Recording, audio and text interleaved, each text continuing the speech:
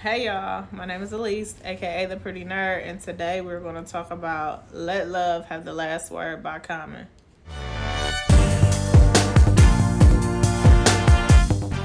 Wanted to show you a picture of the book because I didn't have a physical copy to show you in the video. I got this book from my local library. It retails at Target for about $13.59. It is a memoir.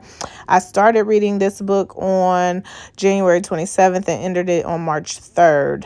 It is approximately 225 pages. First things first, how y'all been? It's been a while since we sat down face to face and had a little book review, a good kiki. It's been a while since I checked in on y'all and, just share my love for reading words and all those things. So I hope that this video finds y'all well, happy, all the things that you desire. I hope that those things are coming true for you this year. As for me and my house, life has been lifing, okay? Life has been lifing, but God is good. We still here, we still living, we still loving. On the topic of love, though, I'm still single. Mind y'all business. But no, for real. And on the topic of love, which this book is about, is y'all in love? Been in love? Have been in love? Know what love is? On a quest for self-love? Loving somebody else? Loving somebody that don't belong to you? Don't do that. But I know people who have done it, okay? That's all that this book is about. It's about love and what that means, what that look like, what that feels like, what it encompasses and all of that. And here in a good old minute, we're going to get into it. Okay, so when I first cracked open this book, I was thinking, what the hell is Common going to teach me about love? He done had more women than women that had women.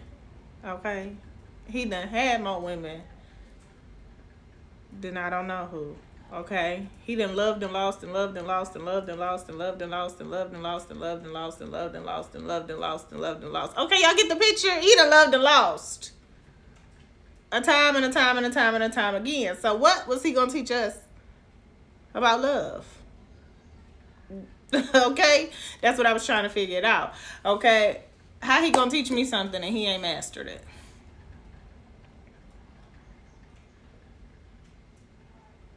Right. Okay. But as I got on into it, right, I realized that it was less about mastering love and more about an acronym, if you will. Right. An acronym of what love is. And the acronym that best describes this book would be living our values every day. That would be the acronym for love. And this book encompasses that acronym because it was less about him while he shared some personal experiences about his love life or lack thereof. Comment, I'm single. Call me. Okay? But we might be able to work it out.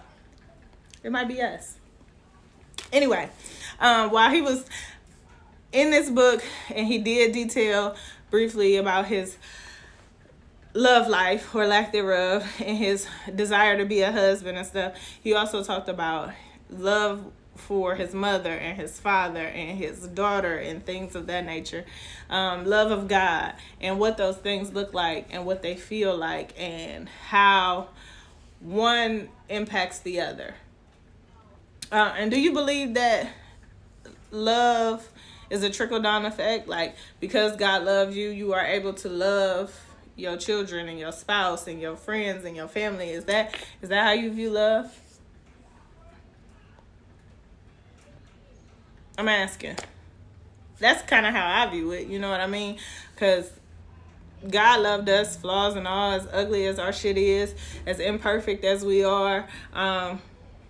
He pours love into us daily, consistently, all the time. And with his love and through his love, we are able to get a true idea of what love is, what it looks like, what it feels like, how we should be giving it to others. Should we be giving it freely or not so freely? Should we give it situationally or take it away situationally? I believe that the way God loves us is a complete love, if you will, a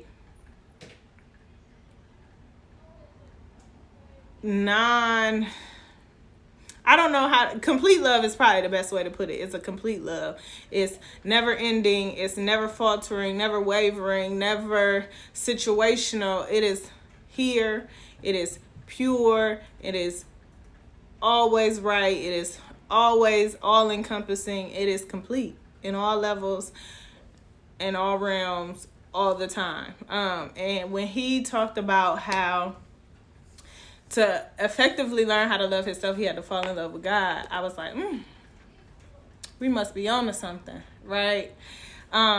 This is not going to be a long review because it's just not. I don't have many points to talk about here in this book.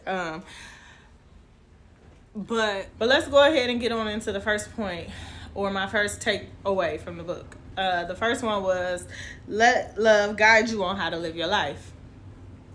In other words, doing right never did anybody any wrong.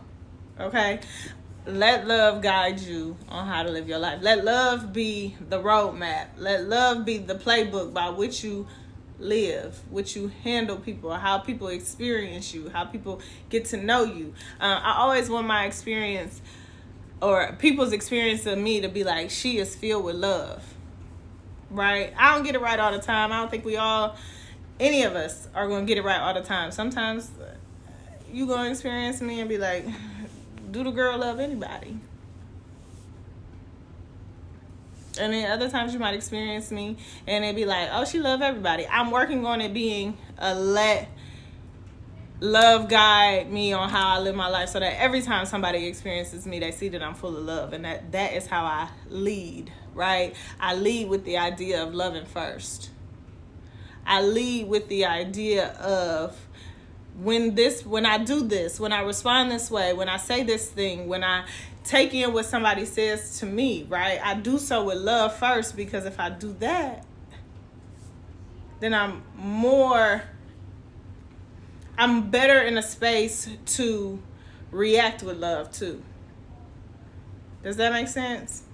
I hope it makes sense. If it don't make sense, let me know in the comments and we can figure out how I can better make that make sense for you. But in the book, he was saying that his way of letting love guide how he lives his life is being more conscious of his heart space and more conscious of other people's heart space. So when he takes that into consideration, he is more compassionate, more intentional, more present, more...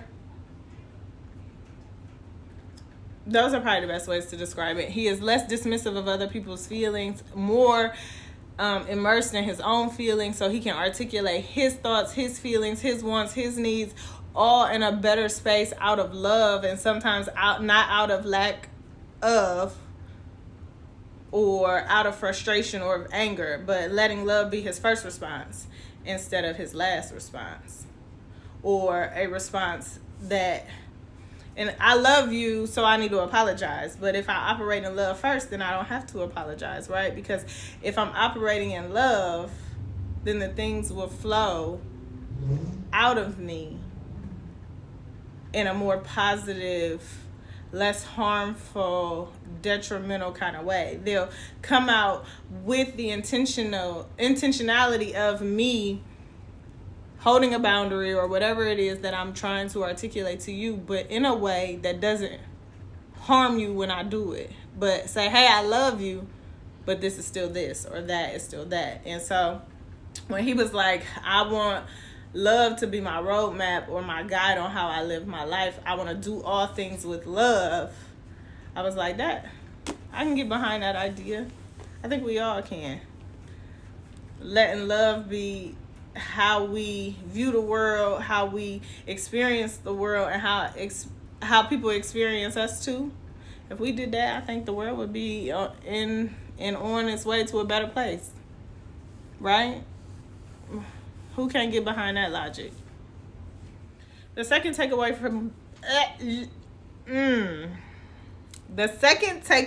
from the book, I got it right that time, would be act in love. We all know that love is an action word or a verb, right? My mama said, you can't tell me that you love me And then I follow it up with showing me that you love me, because the two go hand in hand.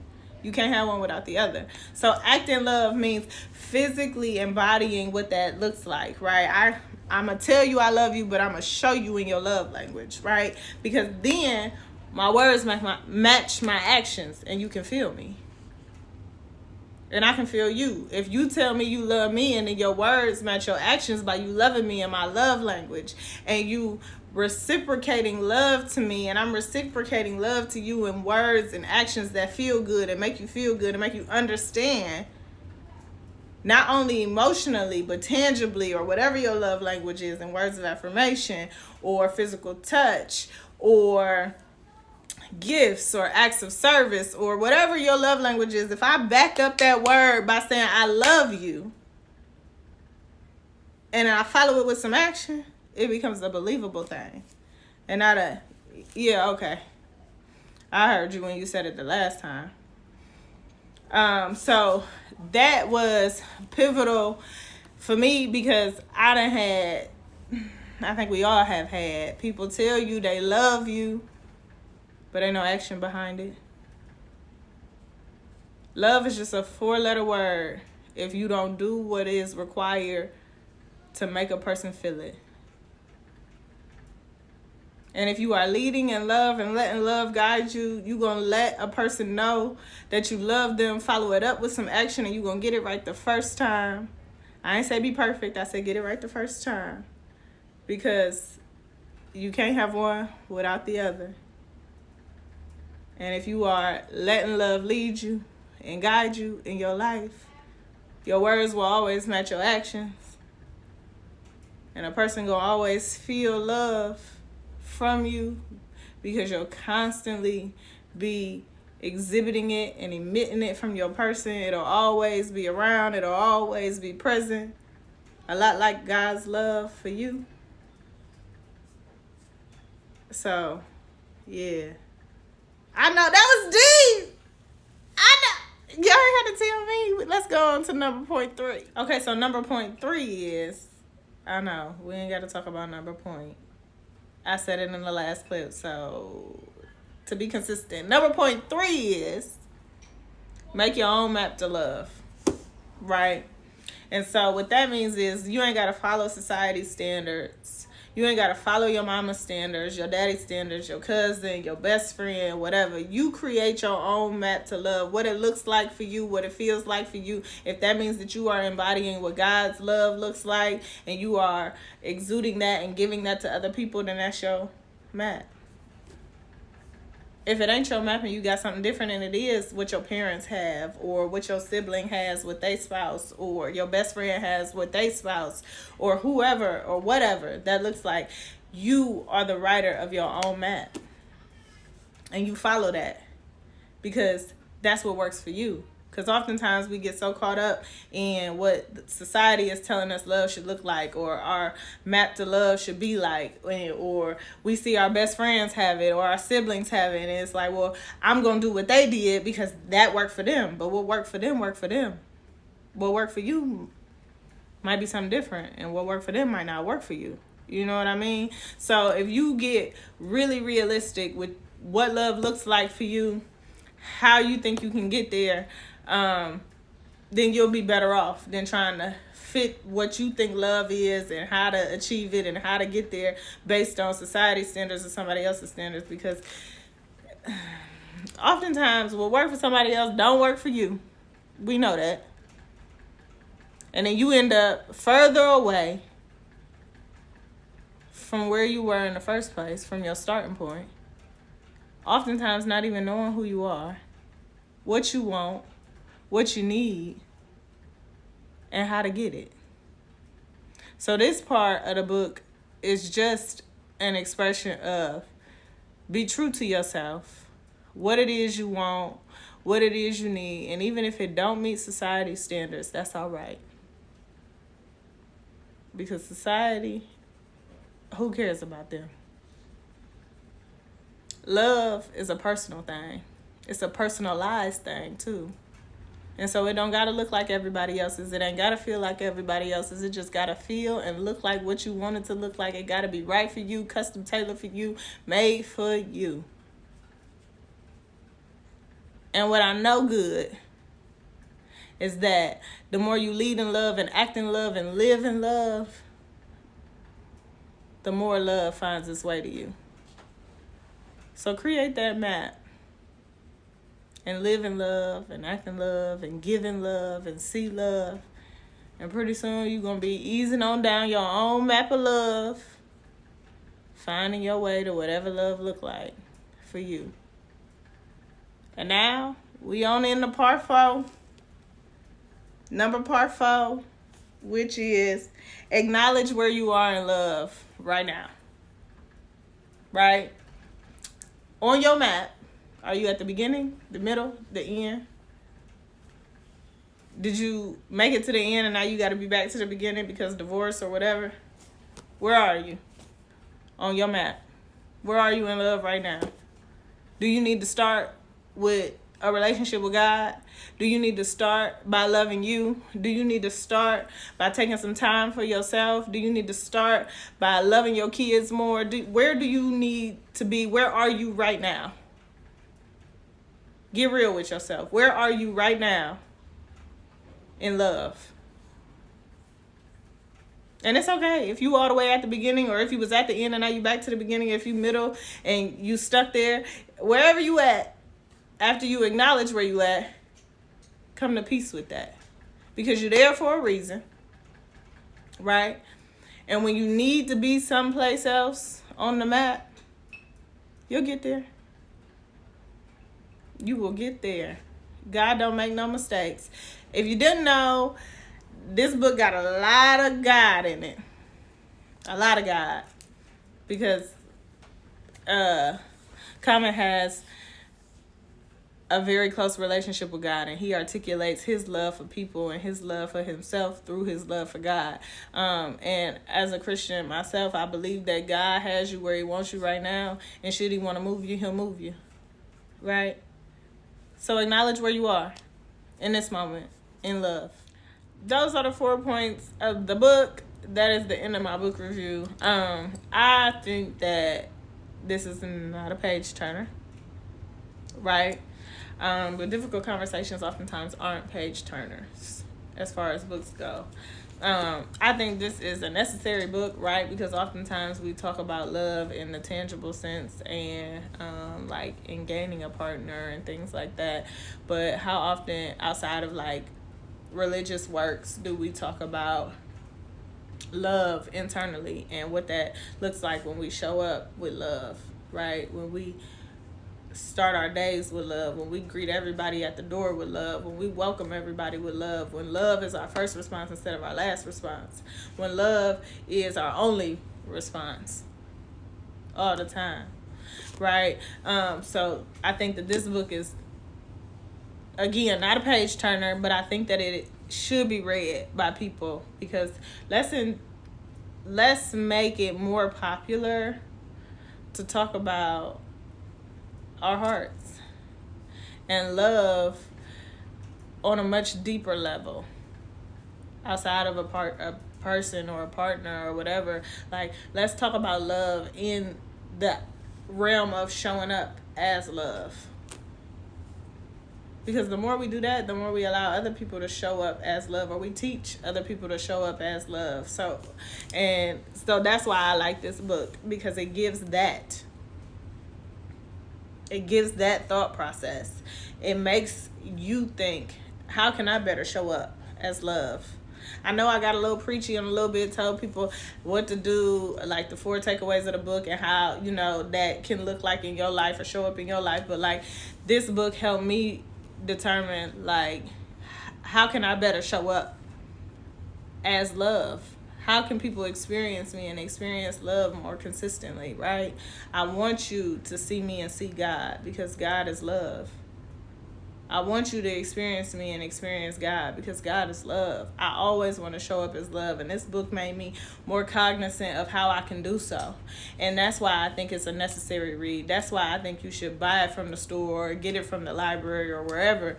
It's not an expensive book. I think it's like $8 on Amazon, $9 on Amazon, Walmart, $13 the most at Target. Like, free at your library on an ebook, or go into the store, to the library and get it. But these conversations aren't happening enough. I'm sorry. These conversations about our hearts aren't happening enough. Because love makes us better people. Love allows the world to become a better place. The more people show up as love, the more people get to experience it, because there's a lot of people out here lacking it. And if we all just do our part and show up as love, then more people get that, right? And so that's why I like this book a lot, because you get to see the idea in motion, right, of what that can look like, to just show up in love and lead in love and let love guide you and be love, embodying and encompassing love in all of its beauty and perfection, and sometimes even its ugliness. Get the book, read the book, share the book, talk to your friends and your spouse and your siblings and whoever, your mama, your daddy, or whoever, about what showing up like love looks like for you, and how they can show up in love for you, and vice versa, and how you can show up in love for them. These conversations are necessary and they're not often had, and that's why I give this book a 4 out of 5. If I haven't said it before now, please like, comment, share, subscribe, hit the little notification bell, all the things. My daughter looking at me crazy because she wanted to say that. My bad. I got you next time, girl. And then until the next video, I'll see you. Be well, be kind, be happy, show up in love, let love guide you, act in love, all the things of love. Remember that love is loving or living our values every day. Let's live our values every day, guys, and love everybody along the way. Y'all be easy.